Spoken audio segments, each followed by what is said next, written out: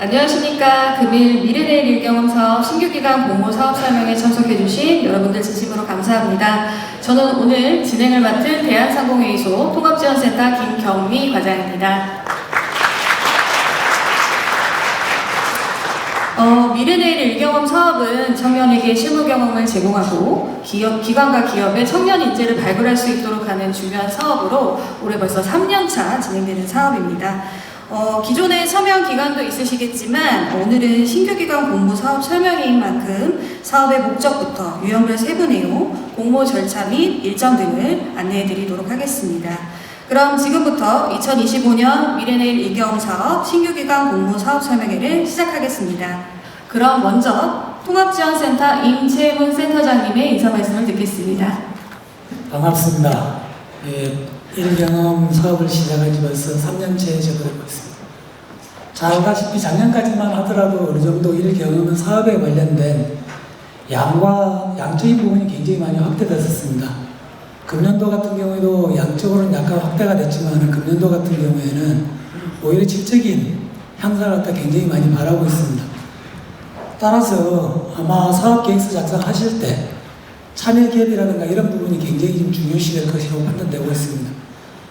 작년까지만 하더라도 이렇게 운영하겠습니다라고 했던 부분에 대해서 아마 금년도에는 어떤 식으로 운영할 것이다라는 게 구체적으로 나와야만이 아마 선정이 되지 않겠냐는 생각이 좀 듭니다. 그래서 이미 지금 현재 보면은 작년도에 우수한 기관 같은 경우에는 작년도에도 그렇습니다.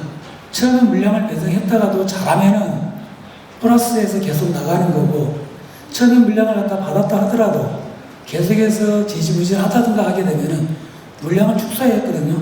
동일하게 적용될 겁니다. 그 다음에 또 만약에 해서 올해 신규기관에 참여했던 기관들이 우수한 성과를 갖다 내게 되게 되면은 내년도에는 이렇게 와가지고 심사를 갖다 하지 않더라도 우수훈련 기관, 기존 우수훈련 기관 같은 경우에는 사전에 선정해가지고 3월 1일부터 사업을 갖다 진행해 나가는 그런 시스템을 갖다 적용하고 있으니 금년도에 만약에 신규로 이렇게 참여하신 기관들은 실적이라든가 특히 질관리를 잘 하셔가지고 내년도에는 우수훈련 기관으로 선정돼가지고 바로 3월 1일부터 신청할 수 있게 3월 1일부터 사업을 시작할 수 있도록 그렇게 해주시기를 부탁드립니다. 잘 알다시피 이 정부에서 추진하는 사업 중에 굉장히 큰 사업입니다. 금년도 같은 경우에 약 43,000, 작년 같은 경우에 32,000명에서 43,000명까지 늘어났고 또 청년들 같은 경우에 잘하는 경우에 청년들의 만족도도 굉장히 높습니다. 그런데 잘 알다시피 청년들 같은 경우에는 자기가 불만이 생기면은 그냥 그 자리에서 멈추지 않습니다. 바로 민원을 제기합니다. 그러면은 저희들은 민원을 제기하게 되게 되면은 적어도 3일 이내에 그걸 또 확인을 해서 피드백을 해줘야 되기 때문에 민원 관련된 부분 같은 경우는 굉장히 신경을 많이 쓰셔야 될 것으로 판단이 됩니다. 물론 민원이 많이 발생되고 만족도가 낮고 또 실적이 저조하다든가 하게 되게 되면은 작년도에 하반기에 많이 하겠다라고 이야기했었는데 국정사업이기 때문에 저희들이 추진하는 것은 9월 이전에 최선으로 많은 인원을 자기가 목표하는 인원을 갖다 달성하게 되게 되면은 그만큼 가산이 되니까 9월 이전에 사업계획서에 관련된 부분 같은 경우는 9월 이전에 최단도로 목표를 달성할 수 있도록 그렇게 해주시길 간곡히 부탁드립니다. 자원에 가까이 있어도 그렇고 멀리도 그렇고 이 미래내일 일경험 사업에 관심을 가져주셔서 대단히 감사합니다. 제 이야기보다는 설명이 더 중요할 것 같았고 제 얘기는 여기서 가름하도록 하겠습니다. 예, 감사합니다.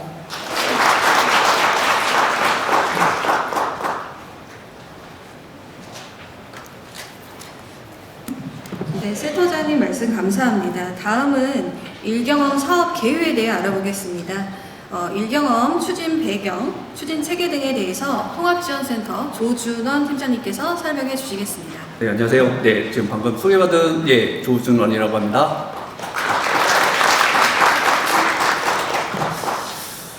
네, 먼저 추진 배경에 대해서 잠깐 말씀을 드리겠습니다. 여기 있는 모든 분들이 다 아실 겁니다. 지금은 채용을 할 때 예전처럼 대규모의 어떤 신입 공채 이런 거 아마 거의 없다고 아마 보셔도 무방하지 않을까 싶습니다. 지금은 대학을 졸업하더라도 거의 경력직 같은 신입을 요구를 합니다. 그러니까 대학을 졸업했는데 소위 경험이 없는데 경력이 없는데 아니 회사에 취업을 해야 경력이 생기는 거잖아요. 근데 신입사원부터 경력 같은 그런 어떤 경력직 같은 사원을 요구를 하세요. 이게 요즘 사회의 어떤 트렌드인 것 같습니다. 근데 이 친구들이 취업을 해야 사실 경력이 생기는 거잖아요.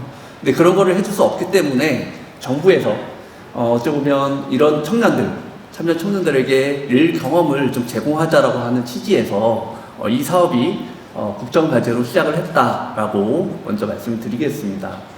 사실은 그렇더라도 사실은 그 일 경험을 해주려고 하면 절대적으로 필요한 게 사실은 기업입니다. 참여 기업이 채용까지는 아니어도 이러한 청년들에게 일을 할 수 있는 그런 경험, 기회를 좀 부여를 해 주셔야 되거든요.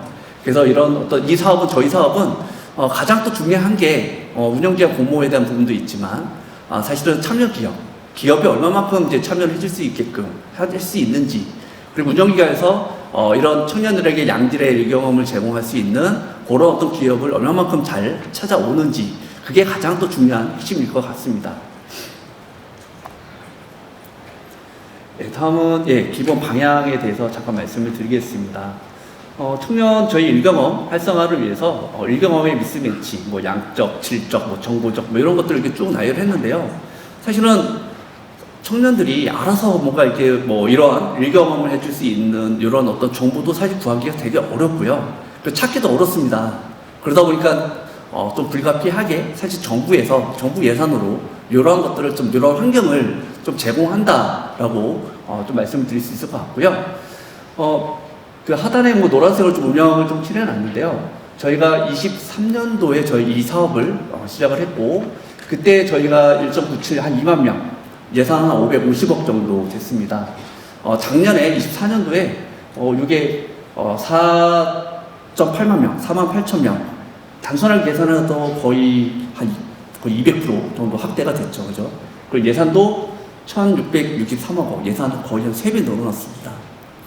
저희 그 중에서 이 유형은 총 4가지 유형이 있는데, 저희 민간 부분에서 하고 있는 유형이 인턴형, 프로젝트형, 그리고 ES 지원형 3가지 유형입니다. 그래서 민간 부분이라고 되어져 있는 게 이 3가지 유형을 얘기를 하는 거고요. 저희가 24년도, 전년도에는 33,000명, 정확한 인원은 32,500명입니다. 또 저희 예산은 1,516억 원 했고요. 금년도에 아직 사업기간이 2월 달에 종료가 되는 시점이고요. 작년에도 마찬가지지만 올해도 거의 현재 시점에서 한 170%를 이미 달성을 했습니다. 이 달성 시점은 저희가 지금 2월이 아니라 지난해 12월에 거의 이미 다 달성을 했다라고 보시면 될 것 같고요. 이런 어떤 성과를 기반으로 해서 내년에는 또 10,000명이 또 늘어났습니다.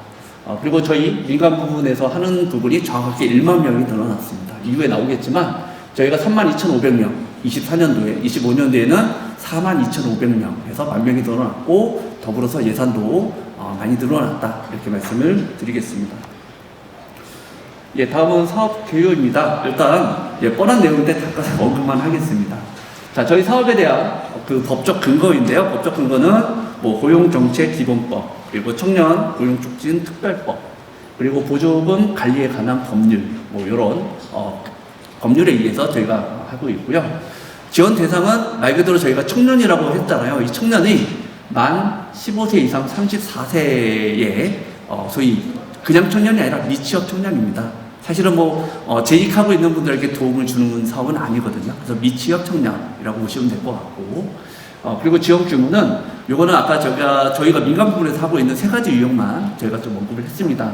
앞서 말씀드린 바와 같이 총 인원은 42,500명이고요. 각 유형별로 보면 인턴은 23,000명, 프로젝트형은 10,000명, 그리고 ES 지원형은 9,500명입니다. 그리고 그 다음에 이제 일경험 개념이라고 해서 이걸 놨는데요. 이 부분을 조금 일경험에 대한 또 개념을 좀 알고 들어오셔야 어쩌면 사업계획서나 이 구상을 잘 할 수 있을 것 같아서 이거를 조금 다 아시겠지만 그래도 좀 언급을 해봤습니다.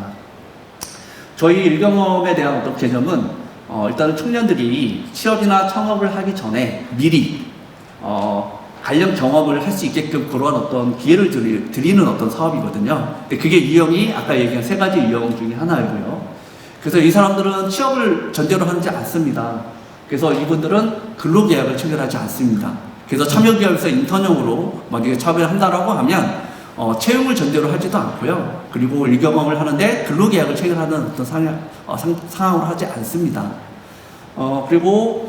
그래서 끝나고 나서도 기업에서 참여기업에서 이 친구들 잘하니까 채용을 하는 그거는 자유입니다. 그죠? 근데 이거를 일경험을 했다서 의무적으로 뭔가 채용을 정규직으로 전환하거나 아니면 기간제나 어쨌든 채용을 전제로 하는 그런 부분은 전혀 없습니다.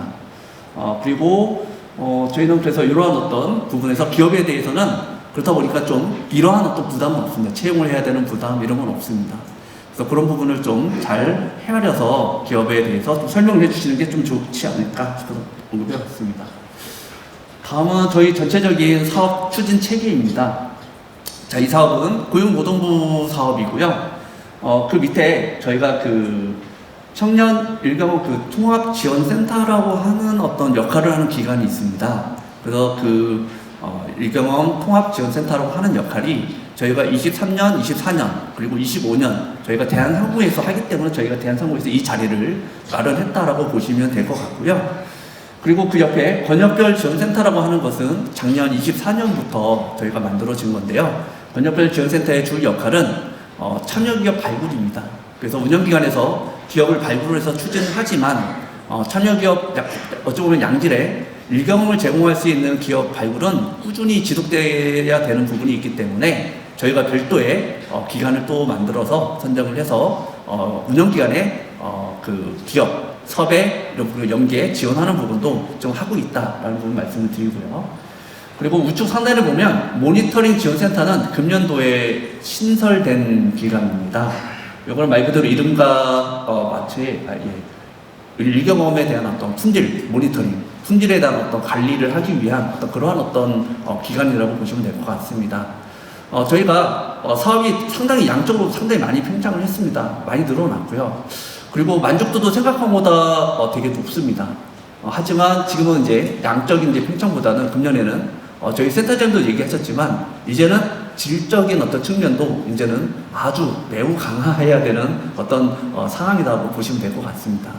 그래서 작년까지는 약간 양적인 그런 부분에서 좀 더 중점적으로 사업을 했다라고 하면 올해에는 다소 양이 좀 부족하더라도 정말 청년들이 원하고 청년들에게 도움이 될 만한 그런 양질의 일경험에 저희는 중점적으로 그 부분을 좀 고민을 하고 있다라는 점도 말씀을 드리겠습니다.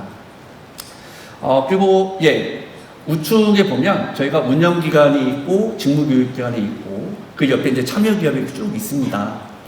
제가 파란색으로 밑에 넣었는데요. 올해도 달라진 게 하나가 작년까지는 저희가 일경험을 하기 전에 사전 직무교육이라고 하는 거를 무조건 하고 일경험으로 넘어가야 됩니다.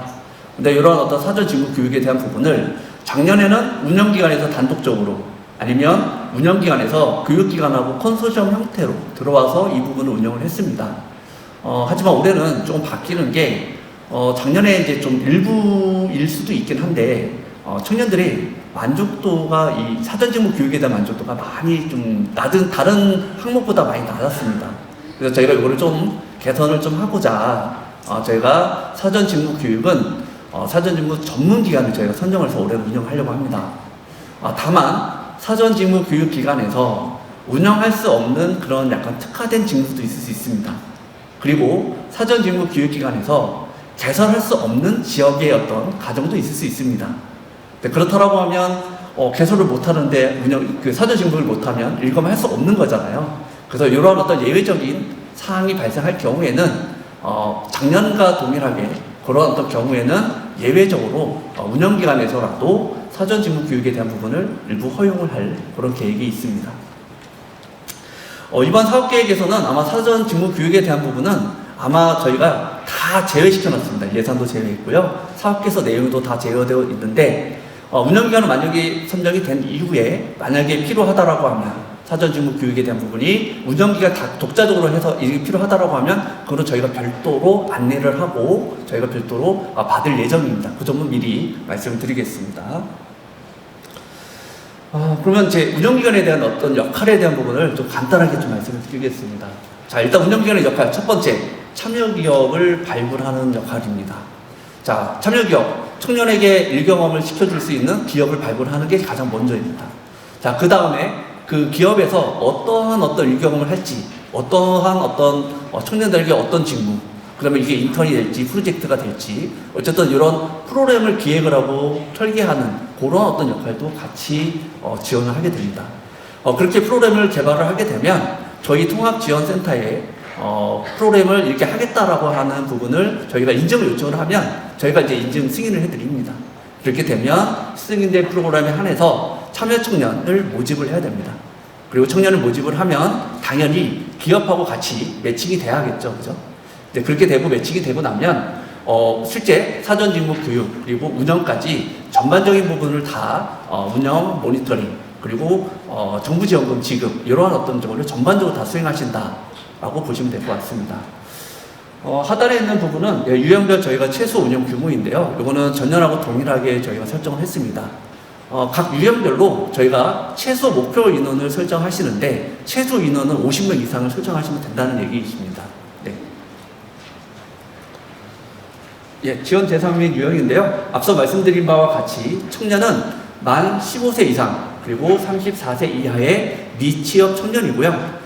그리고 남학생 같은 경우는 이제 군 복무 기간이 있잖아요. 그 군 복무 기간은 여기에 예외로 해서 남학생 같은 경우 군 복무 기간 포함해서 최대 39세까지 참여가 가능합니다.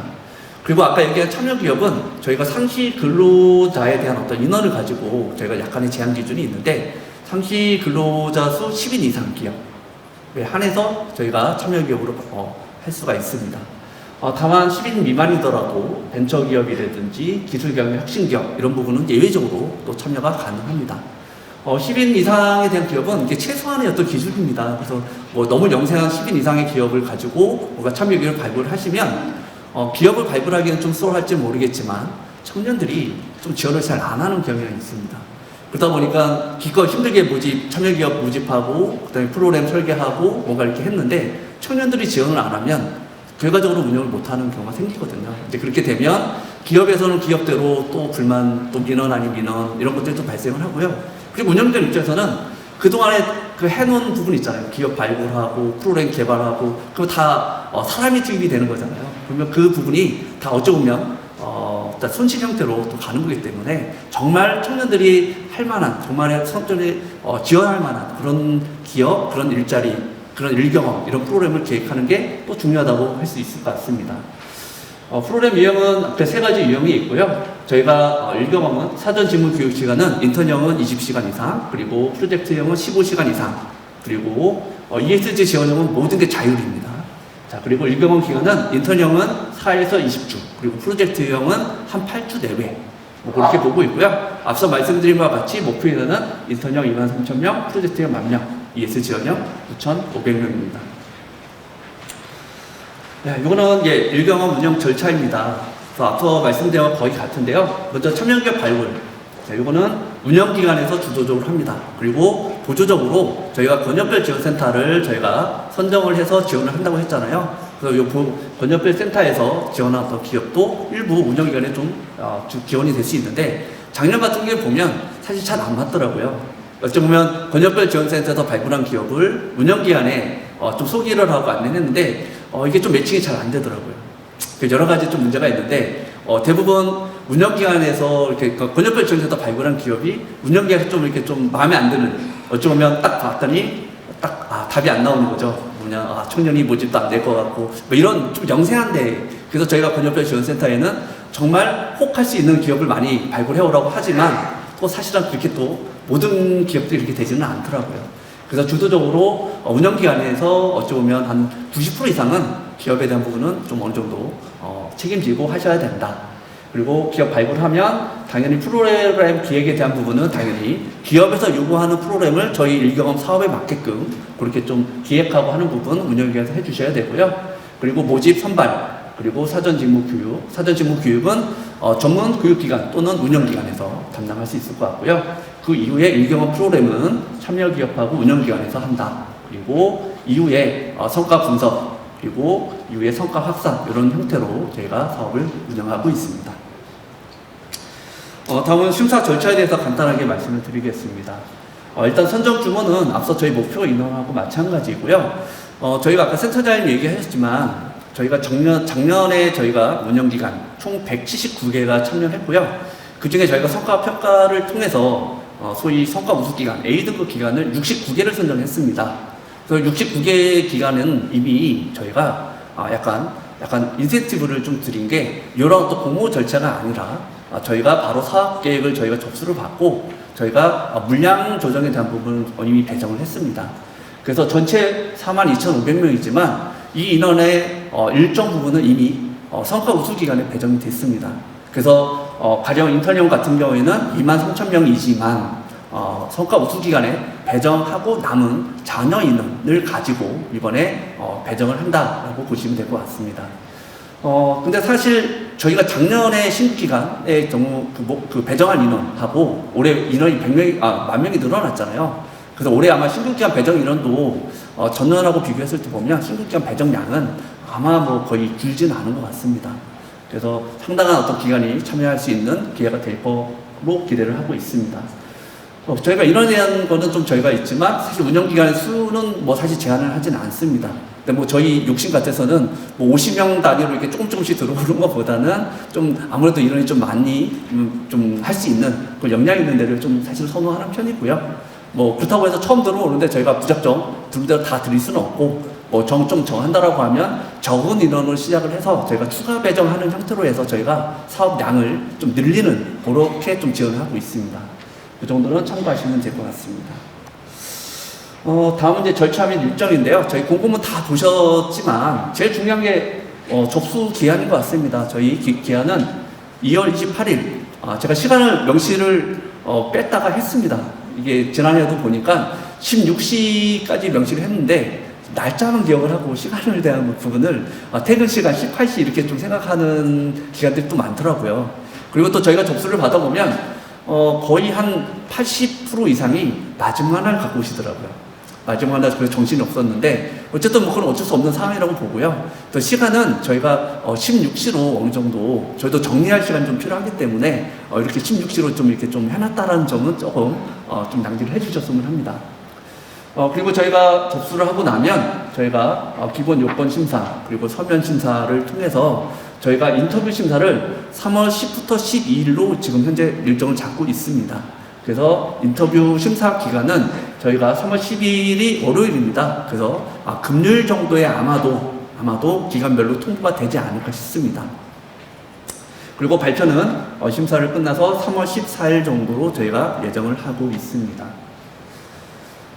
운영기간 선정은 여기 뭐 보신 바와 같이 저희가 평가 점수 상위 기간 순으로 지역 및 그다음에 직무 이런 것들을 좀 안분을 해서 저희가 고려를 해서 배정을 할 예정입니다. 그래서 뭐 기간 수를 뭐 어느 정도 정해놓고 하지는 않고요. 인원에 맞춰서 저희가 순위에 맞춰서 한다라는 부분을 말씀을 드리고요. 마지막으로 선정 취소 기준 이거 좀 불편한 얘기인데 이거 좀 넣었습니다. 왜냐면 이런 데 확인이 되더라고요. 뭐냐면 신청 자격을 갖추지 못한 거인 이런 게 어떤 얘기냐면 제일 많은 게요. 사실은 이분이 운영기간에 어떤 보면 소속이 아니신데 명함 문제 파고 오세요. 근데 이분 소속이 아닌 약간 비상근 그룹인 거예요. 근데 사실 그분이 이제 뭔가 어쩌면 약간 좀 나쁘게 얘기하면 실제로 운영기간은 약간 바지 사장 같은 역할을 하시고 실제로 이런 기간이 또 있긴 하시더라고요, 보면. 네. 그래서 저희가 이거를 다 찾아내고 이게 사실 현실적으로 불가능합니다. 그래서 혹시라도 이후에라도 이런 게 적발이 되고 발견이 되면 저희가 약정 뭐 해지나 이런 부분을 할 수 있다라는 거를 좀 사전에 좀 말씀을 드리는 게 좋을 것 같아서 이 부분을 좀 넣었습니다. 일단은 제가 준비한 거를 여기까지 하고요. 또 세부적인 거는 더 설명을 잘해줄 수 있는 그렇게 넘기겠습니다. 감사합니다. 다음으로는 일경험, 자격 요건, 일경험 유형에 대해서 구체적으로 알아보는 시간을 갖도록 하겠습니다. 이 부분은 통합지원센터 권순영 과장님께서 설명해 주시겠습니다. 네, 안녕하세요. 방금 소개받은 대한상공회소 통합지원센터의 권순영 과장입니다. 네, 저는 저희 일경험 유형이 여러 가지가 있는데요. 그 세부적인 유형, 아까 먼저 팀장님이 설명해 주신 것처럼 인턴형과 프로젝트형과 ESG 유형의 세 가지 유형이 있습니다. 근데 그 유형들을 먼저 알아보기 전에 저희 일경험 주체들이 있는데요. 그리고 또 저희가 일경험에서 그 주체들의 역할들에 대해서 간단하게 설명 먼저 드리고 유형 설명드리겠습니다. 저희 그 일경험을 이루는 주체는 크게 네 가지를 볼 수 있습니다. 참여 청년과 참여 기업, 운영기관, 직무교육기관입니다. 가장 먼저 참여 청년은 앞에서 말씀드린 것처럼 만 15세부터 34세까지의 미취업 청년을 얘기를 합니다. 그리고 참여 기업은 실제 일경험을 공급하는 역할을 하게 되고요. 그리고 운영기관이 저희가 오늘 이제 다 운영기관에 대해서 관심 있으셔서 오셨는데요. 이 운영기관이 저희 사업에 있어서는 가장 중요한 역할들을 합니다. 어떤 일경험 프로그램들을 위해서 참여 기업을 발굴하고 프로그램을 개발하고 청년 모집과 기업 매칭, 그 다음에 일경험 중 참여 청년들을 관리하는 일경험에 있어서 가장 중요한 역할들을 하게 됩니다. 그리고 직무교육기관은 저희가 말씀드린 것처럼 작년까지는 직무교육기관을 별도로 선정하지 않고 운영기관이 또는 운영기관과 컨소시엄으로 이 직무교육을 실시했었는데 올해부터는 별도의 기관으로 분리를 해서 실시하게 됩니다. 먼저 참여 청년은 말씀드린 것처럼 15세부터 34세고요. 의무 복무 기간에 비례해서 늘어나게 되는데 최고 연령은 39세로 제한을 합니다. 그리고 미취업에 대한 개념은 주 30시간 미만 근로자에 해당이 됩니다. 그리고 이러한 그 요건들을 만족하더라도 밑에 보시는 참여 제한에 해당하는 경우에는 참여하실 수 없습니다. 첫 번째로는 신청이 현재 취업 중이거나 또는 사업자 등록 중인 사람은 참여가 안 됩니다. 다만 사업자 등록을 가지고 있다 하더라도 실제적으로 그 사업을 운영하지 않는 경우, 그러니까 휴업 증명이나 또는 전년도 사업 소득이 1,200만 원 이하임을 증빙하는 경우에는 참여하실 수 있습니다. 그리고 마지막으로 대한민국 국적을 보이지 않은 경우에는 저희가 이 나이 조건이나 이런 걸 만족하더라도 참여하실 수 없습니다. 그 다음에는 참여 기업인데요. 참여 기업은 기본적인 요건은 고용보험 피보험자 수 10인 이상의 기업입니다. 그래서 10인 이하인 경우에는 아래 세 가지 요건, 벤처기업이나 또는 경영혁신형 및 기술혁신형 중소기업 또는 사회적 기업임을 증빙하면 저희 사업에 참여하실 수 있습니다. 그리고 여기 보시면 10인 이상의 기업, 공공기관, 지방공기업, 비영리단체, 비영리법인으로 한정합니다. 그래서 중앙행정부처나 또는 지방자치단체 같은 경우는 저희 참여기업으로 참여하실 수가 없습니다. 이게 아마 작년 25년에는 국치일경험이 이제 폐지가 되면서 저희 쪽으로 이제 참여하시려는 그 전 국치기관들이 있으신 것 같은데요. 아마 국치에서는 그런 제한이 없었던 걸로 알고 있습니다. 그렇지만 저희 사업에서는 그런 그 행정부처나 지방자치단체는 참여 제한이 된다는 거 말씀드리고요. 또 하나 저희가 25년도부터 좀 바뀐 사항들이 있는데요. 저희가 운영기관의 역할을 하면서 참여기업으로 일경험에 공급을 하는 역할도 같이 수행을 할 수 있었습니다. 근데 그 경우에 저희가 어떤 제한사항은 따로 없었는데요. 25년부터는 저희가 운영기관이 참여기업을 겸직하는 경우에는 하실 수는 있지만 참여기업 지원금은 저희가 미지급된다는 거. 이게 바뀐 사항 중에 하나입니다. 네, 그리고 참여기업이 앞에 있는 요건을 만족하더라도 참여 자격 제한이 되는 사항들이 또 있습니다. 이런 업종에 관한 것들이나 또는 임금체불이나 또는 중대재해나 또는 직장 내 괴롭힘 이런 것들은 당연히 안 되고요. 그리고 6번 보시면 초등교육법이나 고등교육법에 따른 학교도 저희 사업에 참여하실 수가 없습니다. 이 참여기업의 역할들인데요. 이런 실제 일경험의 공급처로서 일경험을 제공하는 이런 역할들을 하고 멘토링을 제공하는 이런 역할들로 저희는 부여를 하고 있습니다. 자, 다음은 운영기관의 그 자격 요건입니다. 운영기관은 지금 보시는 이 7가지 요건 중에 한 가지 이상을 만족을 하셔야 되고요. 또 이 단독으로 참여하시거나 컨소시엄도 가능합니다.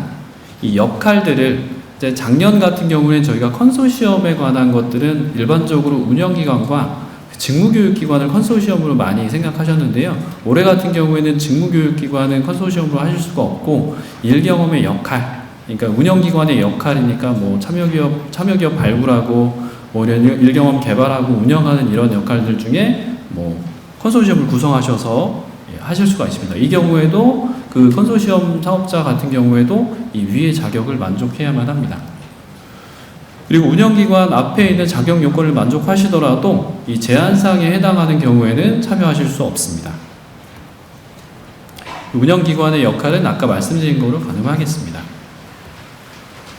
다음은 직무교육기관인데요. 지금 사실 운영기관 설명이기 때문에 직무교육기관은 사실 해당 사항은 없으시지만 이러한 그 지원 대상, 제한 요건들을 가지고 저희가 직무교육기관들을 선발하려고 하고 있습니다. 자, 다음은 일경험의 유형들입니다. 저희 미래대일 일경험에서는 인턴, 프로젝트, ES 지원이라고 하는 세 가지 유형으로 그 일경험 유형을 제공을 하고 있습니다. 첫 번째로 인턴형인데요. 인턴형은 가장 일반적인 유형이라고 보시면 됩니다. 실제 참여자가 그 해당하는 참여 기업에 가서 근무하면서 현업의 그 직원들과 같이 근무하는 이런 형태이고요.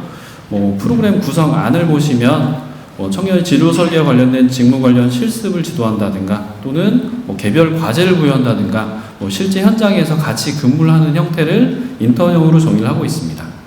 밑에 보시면 뭐 협단체나 기업들에서 어떤 형태로 이 일경험들을 운영했으면 하는 이런 사례들도 적혀 있는데 참고로 보시면 될 것 같습니다. 다음은 일경험의 세부 내용입니다. 이 일경험의 대상은 동일하고요. 이 사전직무 교육이 있습니다. 사전직무 교육은 저희가 20시간 이상인데 기초교육 5시간, 그 기초교육에는 저희가 이 사전직무 교육의 내용에 관해서는 운영기관에서 뭐 경우에 따라서는 하실 수도 있지만 지금 기본적으로는 직무교육기관에서 수행을 하도록 되어 있는데요. 기초교육 5시간에는 인턴형 일경험에 필요한 실제 기업에 가서 근무를 하는 동안에 필요한 뭐 근로기준법이라든가 또는 뭐 비즈니스 매너라든가 이런 기본 사항들에 대한 교육을 실시를 하고요. 그리고 직무교육 15시간은 실제 청년이 기업에 가서 하는 그 직무, 예를 들면 경영사무나 또는 뭐 IT가 될 수도 있고 뭐 저희가 여러 가지가 있을 텐데 그 직무에 관한 사항들에 대한 기초 사항들을 15시간 교육을 받도록 하고 있습니다. 그리고 일경험 프로그램은 4에서 20주로 참여 기업의 요구사항이나 참여 기업의 요구에 맞게 프로그램을 설계를 하셔서 자유롭게 편성을 하시면 됩니다. 같은 운영기관에서 어떤 참여 기업은 4주를 원할 수도 있고요. 어떤 참여 기업은 뭐 10주를 원할 수도 있거든요. 예, 그거를 자유롭게 편성해서 하시면 됩니다. 그리고 총 저희 사업 인원은 23,000명 인턴형은 운영 계획에 있습니다. 그리고 저희가 이 일경험에 있어서 가장 중요하게 보는 것 중에 하나가 사전직무 교육과 멘토링입니다. 사전직무 교육은 참여 청년이 일경험을 하기 전에 어떤 그 적응을 잘 할 수 있도록 효율적으로 일경험할 수 있도록 교육을 먼저 시키는 거고요. 그 다음에 실제 일경험 중에는 멘토링이라는 걸 저희가 제공을 합니다. 그래서 이 인턴형 같은 경우에는 참여 기업에 실제 근무하는 저희가 선임 요건들을 해놨습니다. 이게 24년과 바뀐 점 중에 하나가 24년에는 어떤 근무 경력에 대한 것들을 저희가 명시하지는 않았는데 저희가 여러 가지 좀 문제들이 있어서 25년에는 1년 이상의 실무자만 저희 인턴형 멘토로 그 활동을 할 수가 선임을 할 수가 있고요. 그 인턴 멘토로 그 선임이 되는 경우에는 주 1회 이상의 참여 청년과의 면담, 그다음에 멘토링 결과 보고서를 제출해야 되는 이런 그 역할들을 부여를 하고 있습니다. 이 역할을 부여한 선임 조건과 또 역할을 부여했기 때문에 그에 따른 별도의 멘토비들 또 편성해서 제공을 하고 있습니다. 그래서 이 일경험 전에는 사전직무 교육, 그 다음에 일경험 중에는 이런 멘토링을 통해서 청년이 일경험을 효율적으로 할 수 있도록 이렇게 저희 그 사업에서는 제공을 하고 있습니다. 운영 절차는 아까 하셨던 내용들이라 동일한 거라 넘어가도록 하겠습니다. 다음은 프로젝트형입니다. 프로젝트형은 좀 생소하실 수 있는 이런 유형일 수도 있는데요. 이 인턴형과는 다르게 프로젝트형은 기업의 현업에 기반한 직무 기반의 프로젝트를 기업이 제안을 하고 그 제안된 과제를 참여 청년들이 수행을 하면서 이 프로젝트를 수행하면서 경험할 수 있는 일경험을 제공합니다. 그래서 그렇기 때문에 인턴형과 가장 다른 점은 인턴형은 어떤 공간이나 시간적인 제약이 있습니다. 하지만 프로젝트형은 실제 참여 청년이 참여 기업에 어떤 근무하는 형태가 아니라 과제를 수행하는 형태이기 때문에 공간이나 시간의 제약이 별도로 없습니다. 그 얘기는 실제 참여 청년이 그 기업에 가서 어떤 근무를 해야 되는 형태는 아닙니다. 다만 자유롭게 참여 청년이 팀을 이루어서 그 과제를 수행을 하고 과제를 수행을 하고 그 과제에 대한 그 수행에 대한 중간 점검이나 결과에 대한 피드백을 참여 기업이 제공을 하는 형태입니다. 요거는 그 프로젝트 같은 경우에는 사전 직무 교육이 15시간입니다. 이유는 인턴형 같은 경우에는 실제 근무를 해야 되기 때문에 5시간의 직무 교육을 제외한 기초 교육이라는 걸로 해서 실제 근무하는 데 필요한 이런 내용들을 하게 되어 있는데 프로젝트형은 실제 근무하는 것이 아니기 때문에 직무에 대한 기초 교육만 실시를 하도록 되어 있습니다. 그래서 15시간 이상 하면 되고요. 일경험은 프로젝트의 기간도 아까 인턴형은 4에서 20주인데 프로젝트형은 8주 내외로 프로젝트의 난이도나 이런 것들을 가지고 선정을 해서 설정을 하시면 됩니다. 그리고 프로젝트형의 총 선정 인원은 10,000명을 목표로 하고 있습니다. 이 프로젝트형도 사전 직무 교육과 멘토링을 제공합니다. 어떻게 보면 이 프로젝트형은 인턴형보다 더 멘토의 역할이 큽니다. 그래서 이 멘토의 선임 기준도 이 어떤 근무에 대한 것이 아니라 이 지금 맡고자 하는 그 프로젝트에 대한 전문가를 선임하도록 되어 있고요. 그 프로젝트에 대한 주요 책무들도 저희가 부여를 하고 있습니다. 운영 절차도 동일하니까 넘어가도록 하겠습니다. 이거는 프로젝트형이 조금 기존에 하시던 어떤 인턴형과는 좀 다른 사항이라 아마 기존에 참여하셨던 그 운영기관 같은 경우에는 이해를 하실 텐데 신규로 이렇게 아니면 처음 저희 사업을 접하시면 조금 어려운 사항들이 좀 있으신 것 같아서 저희가 예전에 했던 거 예시를 하나 들어봤는데요.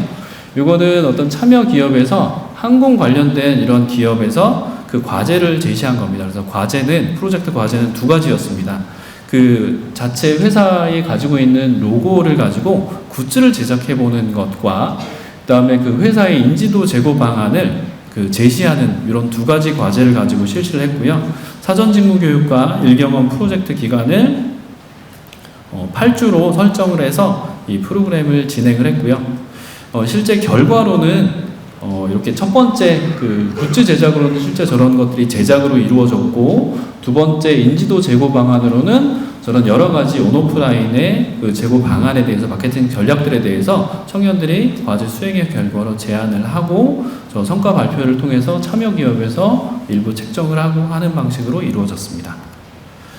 자, 다음은 ESG 지원형입니다. ESG 지원형이라고 되어 있는데요. 저희가 뭐 아시겠지만 ESG라는 말이 들어가기 때문에 ESG에 대한 개념에 대해서 잠깐 넣어봤는데요.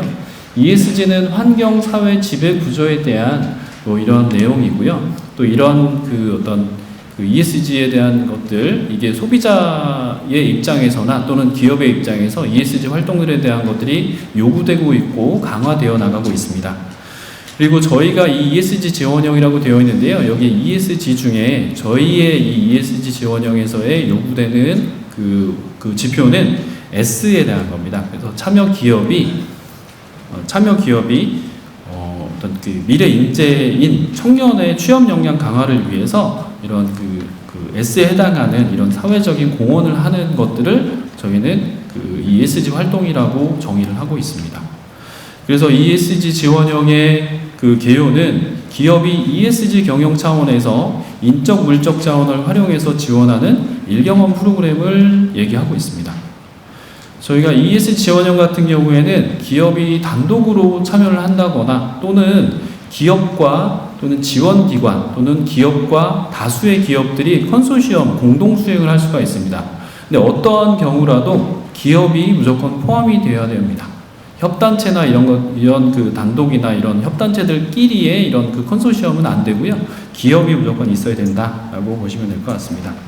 그리고 또 ESG 활동이기 때문에 기존의 기업에서 하고 있던 이런 ESG 활동으로 하고 있던 것들을 그대로 저희가 이제 어떤 그 자금의 출처만 바꿔서 바로 지원을 하지 않고요. 기존에 그런 활동들을 하고 있었다면 이 저희 정부지원금으로 신청하는 ESG 지원형으로 할 때는 기존에 있던 것보다 확대가 된다거나 또는 새로운 프로그램이어야만 저희가 승인을 하도록 되어 있습니다. 세부 내용입니다. 대상은 동일합니다. 저희가 작년까지는 이 ESG 지원형 같은 경우에 참여 대상의 나이, 연령 제한이 조금 달랐는데 올해부터는 만 15세부터 34세 미만으로 미취업 청년으로 동일하게 변경이 됐습니다. 선정 규모는 40개 내외의 프로그램을 선정할 예정이고요. 우대사항으로는 저희가 아무래도 ESG에 대한 거기 때문에 취업 애로 청년들, 지역 청년이나 비전공자, 고졸자나 이러한 취업 애로 청년들에게 기회를 부여하는 프로그램들에 대해서는 저희가 좀 우대를 할 생각입니다. 그리고 유형 특성이 이 프로그램의 기획에 있어서는 기업의 인적 물자원 자원을 투입해서 세부 커리큘럼이라든가 아니면 이런 어떤 교육에 대한 내용이 있다면 커리큘럼이라든가 또는 일경험 또는 어떤 견학이라든가 또는 취업 역량 강화를 위한 이런 프로그램들을 기업이 자율적으로 구성을 하시면 됩니다. 그리고 예산 편성에 있어서는 기업의 ESG 활동이라는 것들에 대한 어떤 증빙이라든가 이런 것들을 보기 위해서 저희가 이 예산 한도는 기업당 20억 원, 그 다음에 프로그램 전체적으로는 50억 원인데 이 중에 그 인건비나 강사나 이런 그 전체 이 프로그램의 운영에 소요되는 비용들을 모두 편성하실 수 있습니다. 대신에 밑에 보시는 것처럼 기여금이라는 거를 좀 저희가 반영을 하고 있는데요. 이 기여금은 ESG 활동에 대한 지원이기 때문에 기업의 ESG 활동을 어떻게 하는지 그거를 저희가 예산으로 저희가 편성을 하도록 되어 있고 그 참여하는 기업의 규모에 따라서 중견중소기업이면 저희가 이 정부지원금에 대한 기여분을 별도로 의무 비율을 편성하지 않습니다. 하지만 대기업분에 해당하는 경우에는 정부지원금에 대한 비율이 50%를 기업지원금으로 편성하도록 되어 있습니다. 이 사항에 대한 것들은 뒤에 예산 편성할 때 좀 자세하게 설명을 드리도록 하겠습니다. 자, 다음은 운영기관의 역할하고 그 다음에 지원사항입니다. 이 운영기관의 역할들에 대해서는 앞서 설명드린 것이 있어서 넘어가겠습니다. 자, 다음은 가장 관심이 있으실지 모르겠는데요. 저희가 그 유형별로 지원금에 대한 내용입니다. 작년에 참여하셨던 경우에는 거의 바뀐 사항이 없습니다. 다만 이 예산 편성 지금 할 때는 저희가 맞서 설명드린 것처럼 사전직무 교육에 대한 사전직무 교육비와 사전직무 교육에 대한 수당이나 이런 것들을 다 빼고 편성을 하시면 됩니다. 그래서 일경험 중에는 기업에 지원하는 지원금이 청년 1인당 일주에 5만 원이 되고요. 그 다음에 멘토 같은 경우에는 1인당 일주에 3.75만 원이니까 4주를 하게 되면 멘토 1인당 15만 원 편성하실 수 있습니다. 그리고 이 편성의 기준은 청년 1인당 멘토 1명입니다. 예를 들면 어떤 기업에서는 멘토 1명이 2명의 참여 청년을 멘토링을 할 수도 있을 것입니다. 참여 선임 기준과 그다음에 어떤 책무에 대한 것들을 다 하게 되면 그런 경우에는 이 2인에 해당하는 그러면 4주면 15만 원씩이니까 30만 원이 되겠죠. 그 멘토비가 지급이 됩니다. 그리고 인턴형의 참여 청년 같은 경우에는 1인당 일주에 35만 원을 저희가 정부지원으로 지원을 해드리는데 이 35만 원에 대한 기준은 주당 근무 시간을 25시간 기준입니다. 그래서 25시간 저희가 일경험에서 정부지원금으로 지원해드리는 거는 25시간까지고요. 그 이상의 시간을 일경험으로 이제 참여기업에서 원한다라고 하시면 뒤에 내용에서 조금 더 설명드리도록 하겠습니다. 그리고 참여 청년 중에 일경험을 자기 소재지와 자기 거주지와는 좀 떨어져 있는 이건 60km 기준인데요. 이 떨어져 있는 참여 기업에 일경험을 실시하게 되는 경우에 증빙을 제출하시게 되면 이것도 일주에 5만 원 그러니까 4주면 20만 원씩 체류 지원비를 지급을 해드립니다. 그리고 운영기관에는 운영비로 1인당 60만 원씩 지급이 되는데요.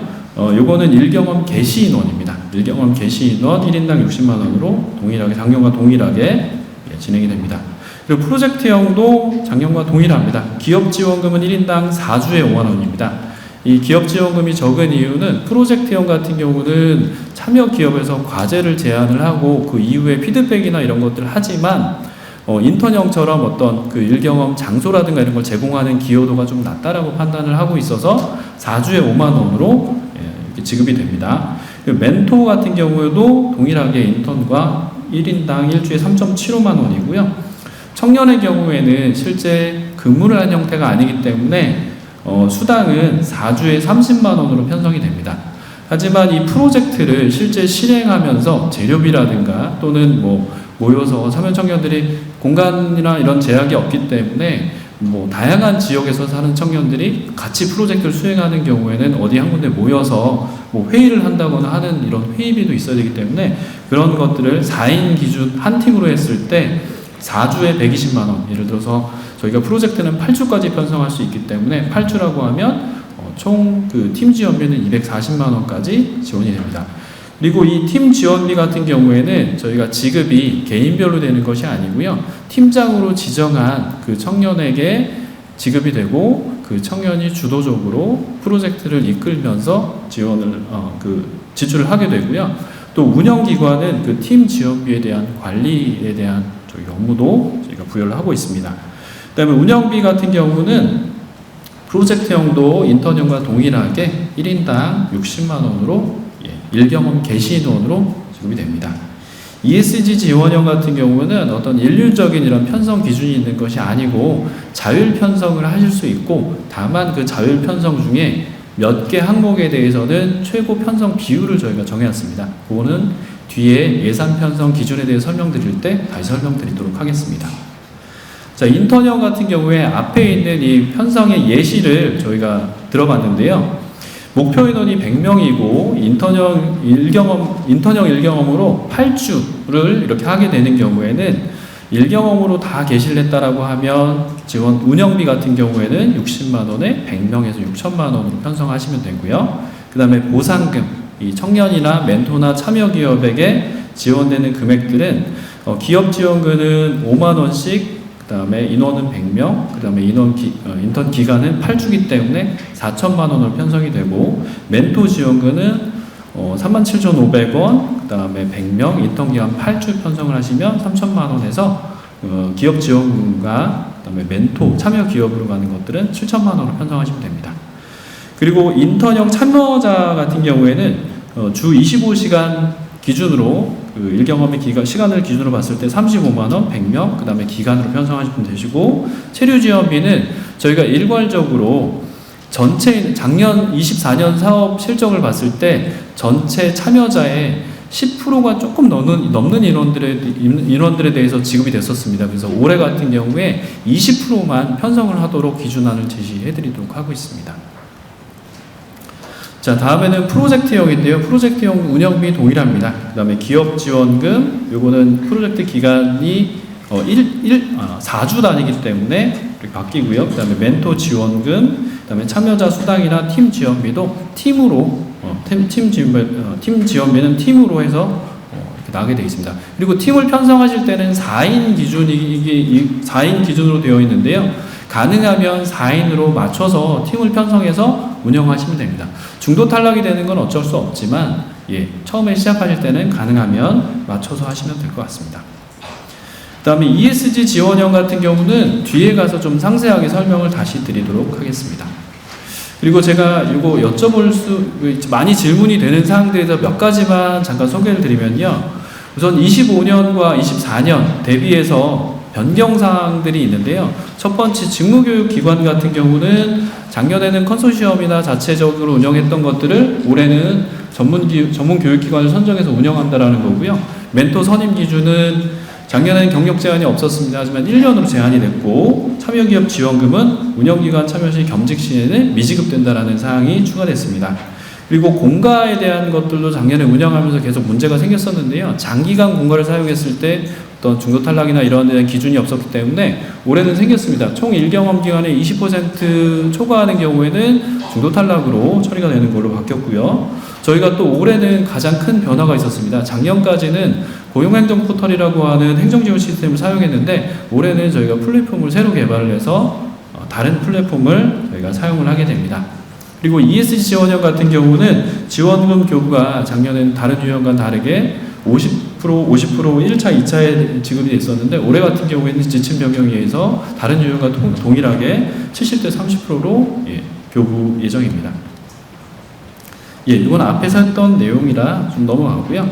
그 다음에 일경험 지원 사업관 중복 참여 같은 경우는 저희가 참여자가 1년에 2번까지 참여할 수 있습니다. 그리고 참여자가 저희가 이 사업 연도가 넘어가게 되면 예를 들면 24년도에 2번을 참여한 사람은 25년 2월 28일 기준으로 해서 그 이후에는 또 2회를 참여하실 수 있습니다.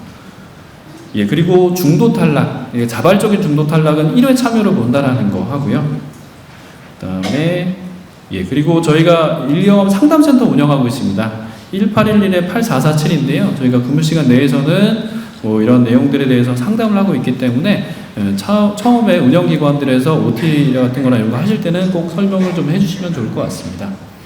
그리고 25시간을 넘겨서 지금 참여 기업이나 이런 데서 원하는 경우가 있을 수 있습니다. 이런 경우에는 정부지원금으로는 주당 25시간까지만 저희가 주당 35만원 지원이 가능하고요. 그 이상의 경우에는 주당 25시간 35만원에 비례해서 기업 부담금으로 하실 수 있는데 저희 통합지원센터에서는 일과 일 경험에 대한 구분이 돼야 된다고 생각을 하거든요. 근데 그 중에 하나가 근무 시간이라고 봅니다. 그래서 40시간을 근무하는 이거는 일이고 저희는 일 경험 사업이기 때문에 가능하면 25시간 이내에서 일 경험 프로그램을 운영하는 것들 권장드리도록 하고 있습니다. 또 인턴형 같은 경우에는 운영 시간을 야간이나 이런 것까지 확장하는 거, 그 다음에 주말 근무나 이런 것들 요청이 많으신데요. 기본적으로 9시에서 18시에 플러스 마이너스 1시간 정도 내에는 유연 근무나 이런 것들 때문에 편성하실 수 있지만 그 이외에는 안 되고요. 주말에 운영하는 경우도 우선 기본적으로는 안 됩니다. 근데 이것들에 대한 사항들은 정말 필요하다고 이렇게 있으신 사항들은 통합지원센터 사전에 좀 협의를 하시고 하시면 좋을 것 같습니다. 이렇게 해서 저는 마치도록 하겠습니다.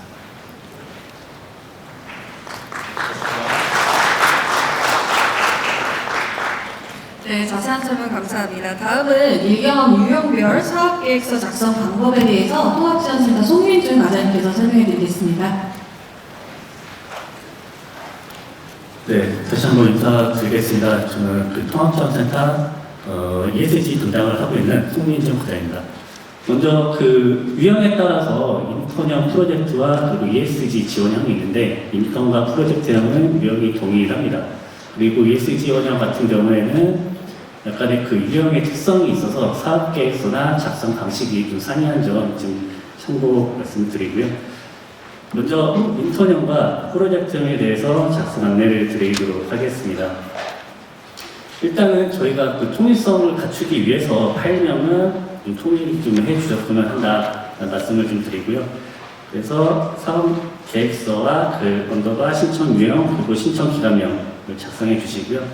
그리고 사업 계획서는 본문 내용 기준으로 한 50페이지 내외로 좀 작성을 해 주셨으면 좋겠습니다.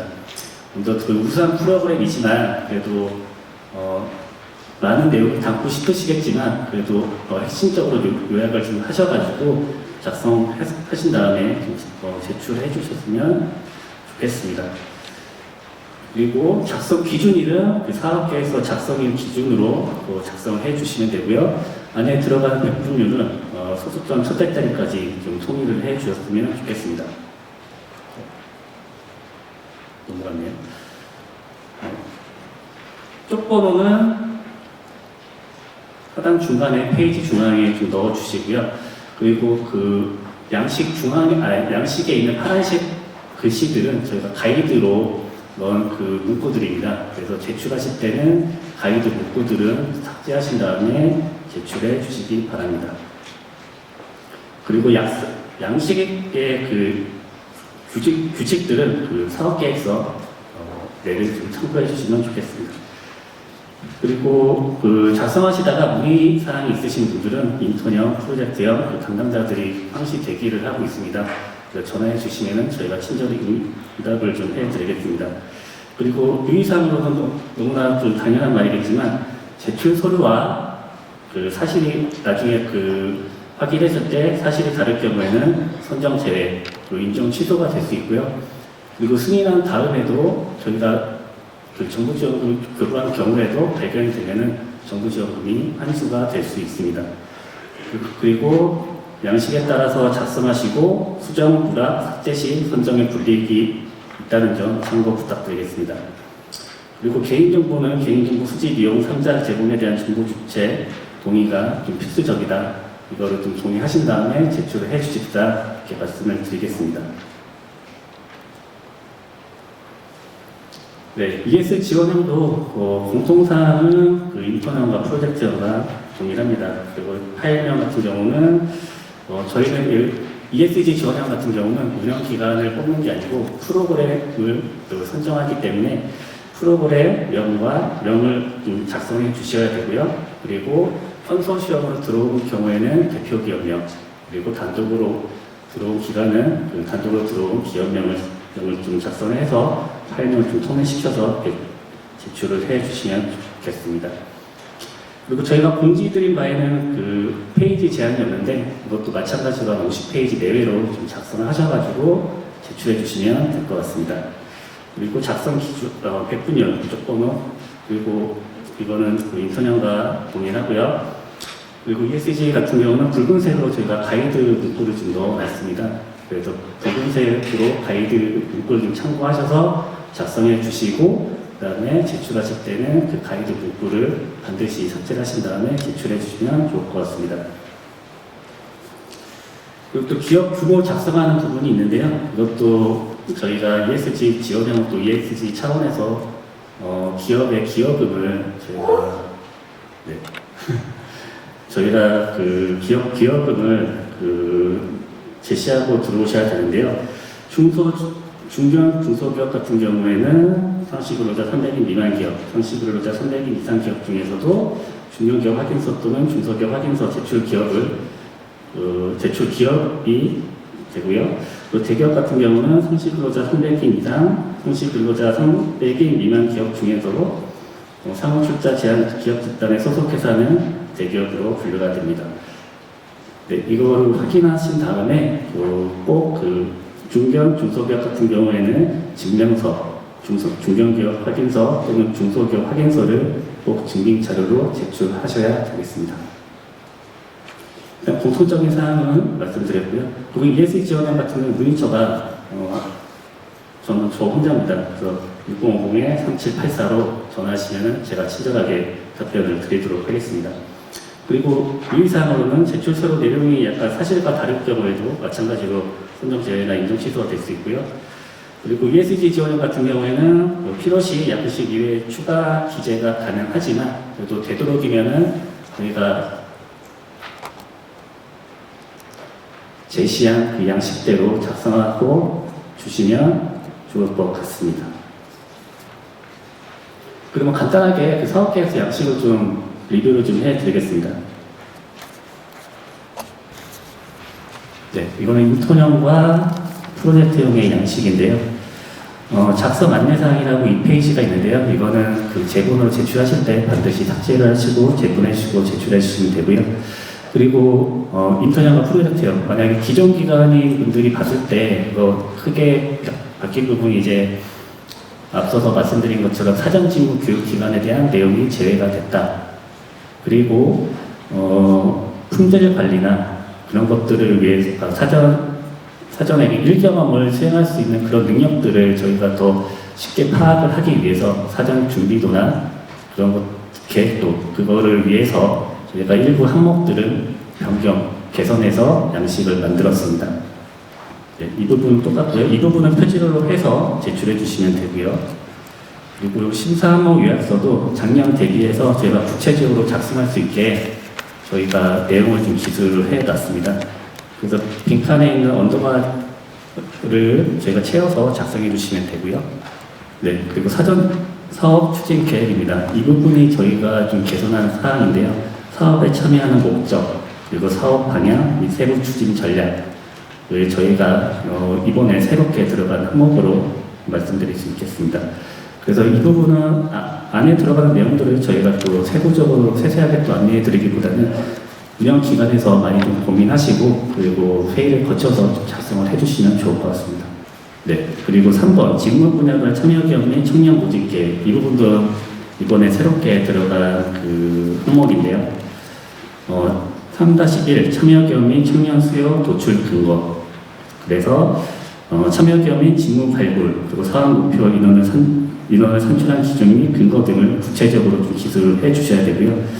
그 다음에 참여 기업 및 청년 수요 조사 결과. 이 부분은 수요조사 실시 기간에 하나여 작성한다고 가이드는 되어 있지만 그래도 나름대로 기관에서 열심히 분석해 주시고 조사하신 다음에 넣어 주시면은 그래도 선정 확률이 더 높아지지 않을까 싶습니다.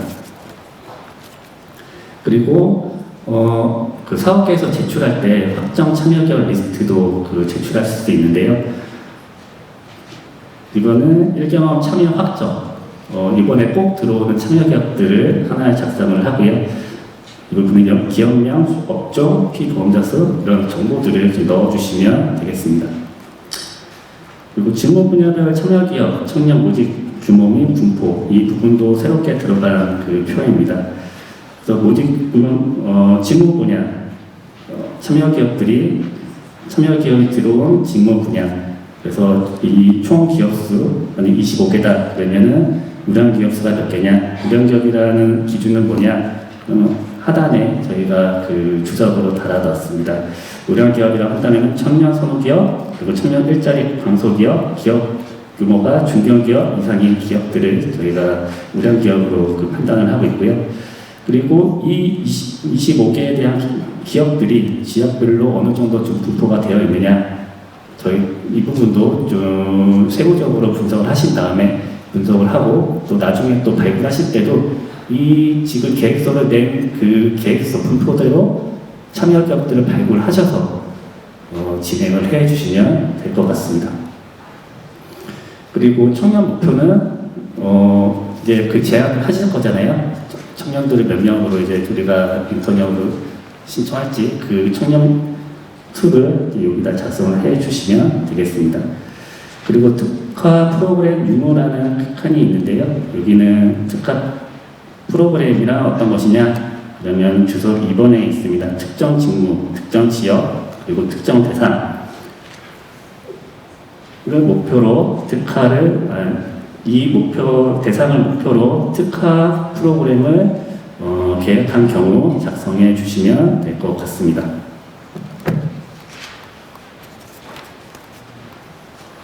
그리고 3-3번 또 이 부분도 이제 약간 좀 새롭게 개선해서 들어온 그 항목인데요. 3-2 지금 말씀드린 3-2 모집 규모는 분포 총괄표에서 제시한 참여 기업 목표 중 참여 약정서 체결 완료된 기업과 발굴 예정 기업을 제시를 해 주시면 되겠습니다. 그리고 3-4 그 참여 기업 발굴 계획도 우리는 참여 기업들을 어떤 식으로 발굴할 것이냐, 그리고 우량 기업들은 어떻게 유치할 계획이냐, 그리고 지역 소재 기업들을 어떻게 또 유치할 계획이냐, 이런 것들을 발굴을 직접 해 주시고 아니면은 추후에 발굴을 하시더라도 이러한 계획대로 발굴해 주시면 좋을 것 같고요. 이런 것들을 구체적으로 좀 작성해 주셔야 저희가 나름대로 이 운영기관이 이 프로그램이 나중에 승인이 되더라도 목표 물량을 달성할 수 있겠구나라는 판단을 좀 할 수가 있을 것 같아요. 그리고 3-5번 청년 모집 계획입니다.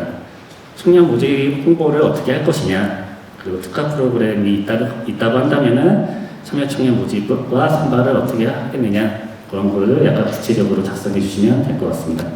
참고로 직무 분야 사전 분류안을 참고하셔가지고 작성해 주시면 됩니다. 네, 이 부분도 이제 4번도 참여 경위 참여 청년 지원 관리 계획 이 부분도 이제 새롭게 들어간 항목인데요. 4-1 참여기업 지원을 위한 운영 계획이 어떤 것인지, 그리고 참여기업 대상 의견 요구 수렴을 어떻게 할 것인지, 그리고 피드백을 어떻게 할 것인지, 그런 것에 대한 그 계획을 구체적으로 작성해 주시면 되고요. 구체적인 내용이라고 하면 컨설팅 방안, 실적 관리는 어떻게 할 것인지, 면담은 어떻게 할 것인지, 소통과 만족도 제고 방안은 어떻게 할 것인지에 대한 구체적인 내용을 좀 작성해 주면 좋을 것 같습니다. 네, 그리고 이번에 그 센터장님 모두의 말씀을 좀 하시는 것처럼 이게 사업이 3년차다 보니 일단은 인원을 저희가 도달하는 거는 어느 정도 좀 목표를 달성을 했는데, 그런 목표를 달성했는데 이거에 대한 그 품질이 어느 정도 또 담보가 돼야 되잖아요. 네. 그래서 올해부터는 이 프로그램들이 어떻게 좀 품질 관리를 어떻게 할 것인지에 대한 내용도 저희가 좀 판단하고 선정에 좀 참고를 하기 위해서 저희가 좀 그런 부분도 그런 사항을 좀 반영을 시켰다라는 점을 좀 말씀드리겠습니다. 그리고 6번과 7번이죠. 이 부분은 작년하고 동일한 양식이니까 넘어가겠습니다. 네. 6번 중에서 지금 말씀드린 사항이 6-8 프로그램 품질에 대한 제고 방안, 이 부분이 이번에 좀 새롭게 들어온 항목인데요. 이제 뭐 달성을 했으니 이게 인원수로 그 정량으로만 달성한 보다는 정성적으로 품질을 어떻게 올리겠다라는 거를 좀 구체적으로 좀 작성을 해주셔야 될 것 같습니다. 네, 7번은 사업비 편성인데요. 사업비 편성 방법은 제 뒷시간에 이제 김경민 국장님이 좀 말씀을 드릴 것 같고요. 그 다음에 7-1번에 기존의 공모 때 약간 좀 오류가 있어서 그걸 좀 바로 잡겠습니다. 7-1번에 밑에 그 당장 표시가 있는데요. 기존에 저희가 공모할 때는 사업비 총액의 70%, 인건비는 사업비 총액의 70% 초과할 수 없다라고 아마 안내가 되어 있을 거예요. 이거를 바로 잡습니다. 인건비는 운영기간, 운영비의 70%를 초과할 수 없습니다. 보상금을 제외한 운영기간, 운영비의 70%를 초과할 수 없다는 거로 좀 이해해 주시면 될 것 같습니다.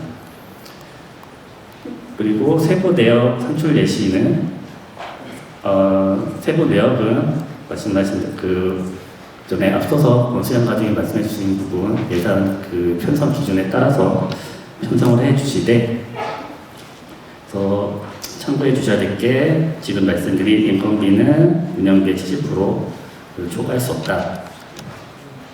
그 부분을 참고하셔서 작성해 주시면 될 것 같습니다. 이것도 공모할 때 저희가 그 엑셀 양식, 그 사업 예산을 작성하는 엑셀 양식도 같이 공유를 해드렸습니다. 공유를 해드렸는데 그 부분에서도 저희가 약간 좀 개선하거나 아니면 좀 함수를 더 확인 가능할 수 있게 함수를 더 개선해서 저희가 다시 수정 공고를 올려드리겠습니다. 수정 공고는 오늘 중으로 제가 올려드릴 거고요. 그거를 다시 한번 다운로드 받아가지고 사업계에서 작성과 그리고 사업 예산을 작성해 주시면 될 것 같습니다. 여기까지 별점 같은 부분을 좀 참고해 주시고요. 이 부분까지 해서 인턴형과 프로젝트형의 간단한 리뷰를 좀 마치고요. 그 다음에 ESG에 대해서도 간략하게 좀 리뷰를 해드리겠습니다. ESG 같은 경우는 작년 대비해서 수정된 부분이 거의 없습니다. 그래서 작년에 만약에 참여하셨던 기관들은 그거를 좀 참고하셔서 작성해 주시면 될 것 같고요. 공통사항은 이미 말씀드린 거를 또 가름하겠습니다. 운영 제안서 양식입니다. ESG형 같은 경우에는 사업의 특성에 맞게 대표 기업이 반드시 컨소시엄으로 들어왔을 때는 반드시 대표 기업을 선정하신 다음에 정보를 넣어 주셔야 되고요. 그리고 대표 기업을 제외한 참여 기업에는 말 그대로 참여 기업과 그 지원 기관에 대한 정보를 작성해 주시면 되겠습니다. 그리고 회차당 운영 기간도 몇 개월인지 시간을 그 정보를 좀 작성해 주시면 되고요. 그 다음에 연간 총 계획 인원이 있습니다. 연간 총 계획 인원은 작성하실 때 회차별로 만약에 중복이 되더라도 중복 인원은 제외하고 그 순수 인원만 중복을 제외한 순수 인원으로 좀 작성을 해 주셔야 됩니다. 예를 들어서 1회차에 100명을 뽑아서 100명을 뽑았어요. 그 100명을 뽑았는데 그 중에도 50명을 2회차에 넣겠다. 그 심화 과정으로 진행하겠다라고 한다면은 총 인원은 150명이 아니라 중복을 제외한 100명으로 작성해 주셔야 됩니다. 그리고 실시 장소, 성과 실시 장소도 넣어주시고요. 그리고 신청 사업비도 ESG 지원형 같은 경우는 기업 부담금이 있죠. 그래서 그런 비용을 다 포함해서 총 소요 비용, 그리고 참여 정부 지원금 비율, 정부 지원금, 그리고 그 비율, 기업 부담금, 그리고 그 비율을 컨소시엄으로 들어온 경우에도 각각 개별 기업들을 정보를 입력해 주셔야 됩니다. 네, 그리고 심사 항목별 요약서도 작년 대비해서 제가 좀 구체적으로 작성할 수 있게 내용을 좀 추가와 보강을 좀 했고요. 이 부분은 확인하시고 작성해 주시면 좋을 것 같습니다. 그리고 가점의 사항이 10점이 있는데 이 중에 이제 그 세 번째 네모가 해당 직무비 전공자, 구직 담력 청년, 고졸 청년, 자립 준비 청년, 즉 그 취약 애로 계층, 취약 계층에 대해서 우리가 프로그램을 운영할 때는 가점이 부여가 되는데요. 이 가점은 일반 프로그램에 그 해당 청년들을 모집할 때 같이 포함시켰다고 하면은 그거는 특화 프로그램이 아니겠죠. 특화 프로그램이 아니고요.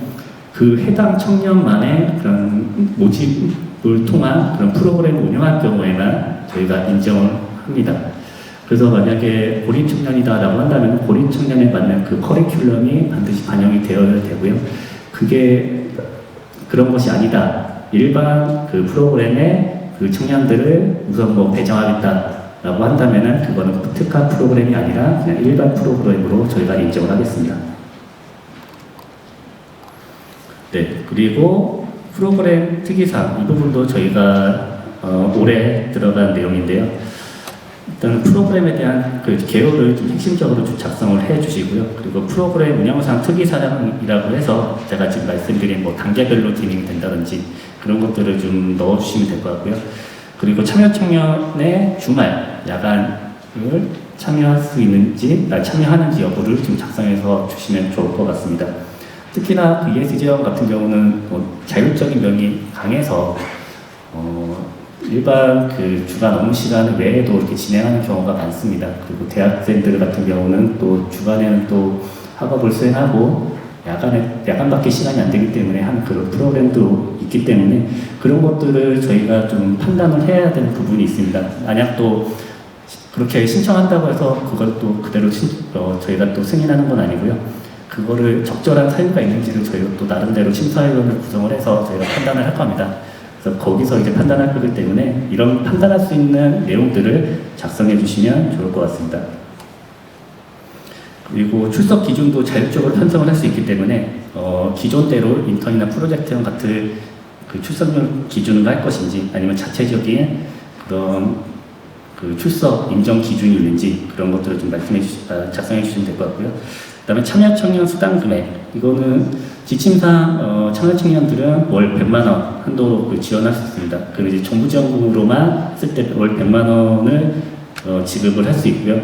100만 원 초과해서 지급하고자 할 경우에는 기여금을 통해서 지급할 수 있다. 그래서 기여금으로 얼마 우리는 더 학생들한테 더 주겠다라고 한다면은 여기다가 좀 작성을 해서 제출해 주시면 될 것 같습니다. 그리고 기타 사항으로 이거 외에도 우리 프로그램에 대한 특이 사항이 있다거나 하신 부분이 있다고 한다면은 이 부분에다가 작성을 하신 다음에 제출해 주시면 좋을 것 같습니다. 네. 그리고 이후에 있는 그 양식들은 작년과 거의 동일하고요. 특성에 맞게 또 ESG는 그 특성이 그 어떤 부분 기여를 해야 되는 부분이 있습니다. 기업들이 어떤 부분에서 기여를 할 것이냐. 현금적인 부분으로 지원할 수도 있고, 그리고 현물적인 부분으로도 지원을 할 수 있습니다. 현물이라고 한다면은 내부 직원들의 어느 정도 강사로 활동을 한다든지, 아니면 내부의 회의실이라든지, 아니면 내부 그 회사가 가지고 있는 인프라, 그리고 뭐 솔루션들을 지원한다든지 그런 부분들을 현물로 기여를 할 수 있고요. 그리고 현금으로 지원한다는 거는 실제 현금성으로 나가는 것들, 그 지출 품위를 통해 어느 정도 현금이 직접 어디에 통장으로 이체를 한다든지 그런 것들을 이제 현금 기여로 판단해 주시면 좋을 것 같습니다. 네. 다른 부분은 저희가 뭐 한번 쫙 읽어보시면 될 것 같고요. 네. 세 번째 프로그램 운영 부분이 이제 프로그램 계획의 연간 운영 계획인데 이 부분도 잘 고민하셔가지고 작성해 주시면 좋을 것 같습니다. 그래서 우리는 어떤 시기에 어떤 인원을 대상으로 할 건지 그리고 나중에 그 성과 평가를 위해서 한 8월 달까지 70% 이상을 게시해야 됩니다. 그 이후에 이제 70%가 미만인 기업들은 성과에서 약간 낮은 점수를 받을 수 있기 때문에 그거를 참고하셔가지고 연간 운영 계획을 수립해 주시면 좋을 것 같습니다.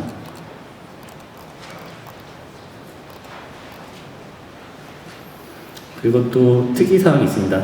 이거는 운영 기관이 그리고 프로그램 하는 대표나 참여 기업이 우리 프로그램을 우리가 운영했을 때 자체 목표를 어떻게 설정할 것이냐 그거에 대한 성과 지표를 작성하는 것이 있는데요. 이 부분은 반드시 운영 기간 내에 확인 가능한 성과 지표를 좀 설정해 주셨으면 좋겠습니다. 간혹 운영 기간이 끝나고 도출할 수 있는 성과 지표를 제출하는 기간이 있는데요. 그렇게 하다 보면은 또 나중에 이 성과 지표라고 한다면 그 내부 운영 기간 안에 좀 확인이 가능해야 되는데 운영 기간 외에 확인이 가능하다 보니까 이것도 성과 지표 성과 평가를 할 때 이 부분에 또 점수를 좀 낮게 받으시는 그 운영 기간도 있습니다. 반드시 또 운영 기간 내에 확인 가능한 자체 성과 지표를 좀 설정해 주셔서 작성을 해 주시고 그 다음에 너무 또 쉽게 도달할 수 있는 성과 지표를 또 만들어 제출하신다고 한다면은 그것도 낮은 점수에서 좀 불이익을 받을 수 있으니까요. 어느 정도 적당한 그리고 약간 목표를 좀 높게 잡으셔가지고 자체 성과 지표를 계획을 만들어서 제출해 주시면 좋을 것 같습니다. 네, 그리고 예산서인데요. 예산서는 총 예산이라고 한다면은 참여기업별로 어느 정도 예산이 드는지 참여기업별 합산 금액을 넣어주시면 되고요. 그리고 세부 예산 내역은 그 총 예산 중에 정부 지원금은 얼마를 할 것이냐, 그 기업 부담금은 얼마다 그걸 좀 작성해 주시면 될 것 같고요. 3번 이 금액들을 다시 한번 참여기업별로 예산서를 분리해서 지원해 주시면 될 것 같습니다. 그리고 1인당 지원 단가도 저희가 좀 파악을 해야 되는데요. 1인당 지원 단가는 아래 그 가이드 문구를 좀 참고하셔가지고 계산한 다음에 작성해 주시면 될 것 같습니다. 그리고 세부 집행 계획입니다. ESG 원형 같은 경우는 뒤에서도 말씀을 드리겠지만 제한사항이 한 3가지 정도가 있는데요. 인건비는 총 사업비의 25% 이내로 편성을 해야 된다 라는 점을 좀 말씀을 드리고요. 그 다음에 운영 경비 중에 공공요금도 편성이 가능한데요. 공공요금은 총 예산의 2% 이내 그리고 업무 추진비는 총 예산의 5% 이내로 편성해 주시면 되겠습니다. 네, 그 다음 항목들은 한번 보신 다음에 작성해 주시는 데는 큰 문제가 없을 것 같고요. 그 다음에 ESG 원형의 또 특징이 저희한테 제출을 해 주시면 인턴이나 프로젝트장 같은 경우는 어느 정도 예산 기준과 그런 게 설정되어 있기 때문에 그 예산이 좀 빨리 확정될 수가 있어요. 근데 ESG 원형 같은 경우에는 내용과 예산이 너무 자율적으로 편성을 하게 허용이 되다 보니까 일반적으로 저희가 허용할 수 있는 한도가 있습니다. 또 자체적으로 허용 한도가 있는데 그 부분을 너무 또 과도하게 편성을 하신다던가 아니면 내용상으로 말씀드린 것처럼 야간에 꼭 해야 된다던가 아니면 너무 길다던가 그런 것들 저희가 좀 판단을 해서 좀 컨설팅을 좀 하는 그런 추가 절차가 있습니다. 그래서 아마도 그 팀장님이 말씀하실 때 3월 14일이 이제 인턴이나 프로젝트는 거의 이제 확정이라고 보시면 될 것 같고요. 3월 14일 날 ES 지원형 같은 경우는 우선 협상 프로그램을 선정하는 발표일입니다. 그래서 우선 협상 대상 프로그램 발표를 선정이 되면은 그 이후에 그 프로그램들을 대상으로 제가 지금 말씀드린 그 프로그램 컨설팅과 내용과 예산에 대한 컨설팅을 진행할 겁니다. 그래서 그 예산 기간은 저희가 의정도 한 4월 초까지는 저희가 좀 완료를 해서 빠르게 좀 개시할 수 있도록 그렇게 노력할 예정이고요. 이것들 제가 지금 말씀드리는 사항들을 좀 고민하시고 나름대로 그 운영 기관별로 조사도 많이 좀 해주셔야 될 것 같고 그리고 분석과 그런 것들을 좀 자료 조사 같은 것도 많이 해주셔가지고 핵심적인 내용을 잘 작성해서 제출해 주시면은 그나마 그 서류 평가할 때 큰 도움이 좋은 결과를 받지 않을까 싶습니다. 그러면 또 기계에 제가 지금 잡아먹은 것 같아서 바로 다음 순서로 진행하도록 하겠습니다. 감사합니다.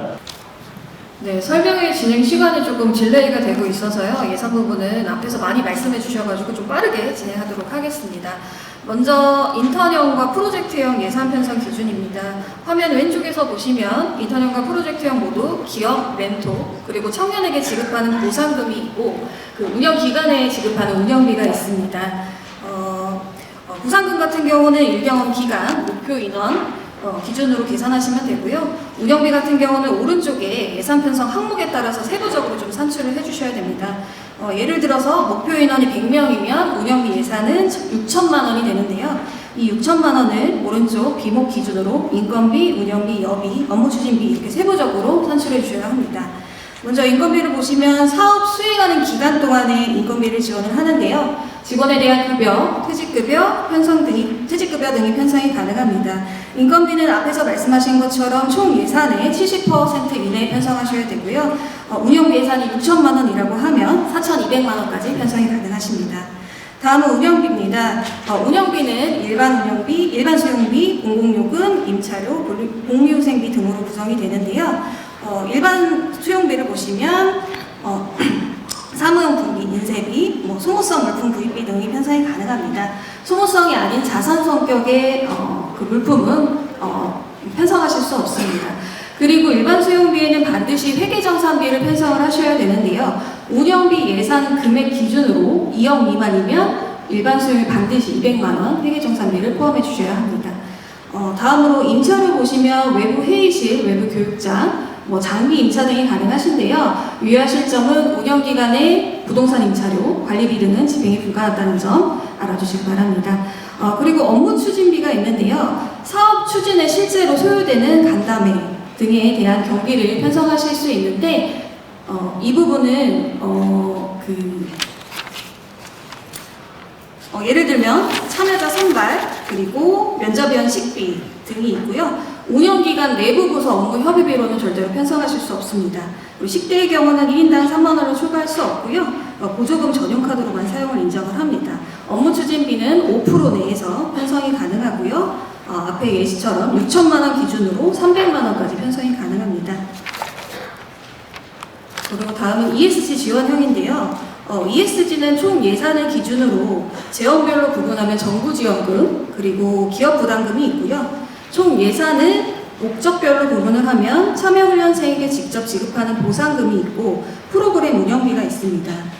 보상금은 월 100만 원 이하로 참여인원을 곱해서 계산하시면 되고요. 프로그램 운영비는 앞에 인턴형과 프로젝트형과 마찬가지로 예산 편성 항목에 따라 세부적으로 산출을 해주셔야 합니다. 여기서 유의하실 점은 인건비는 운영비 예산의 25% 이내, 공공요금 및 제재는 총 예산의 2% 이내 편성하셔야 되는 부분이 있고요. 마찬가지로 일반 수용비의 회계정산 비용을 반드시 편성하셔야 하고 업무 추진비도 5% 이내에 편성하셔야 되는 부분이 앞에 인턴형과 프로젝트형과 동일합니다. 이상 예산 편성 기준에 대해서 설명드렸습니다.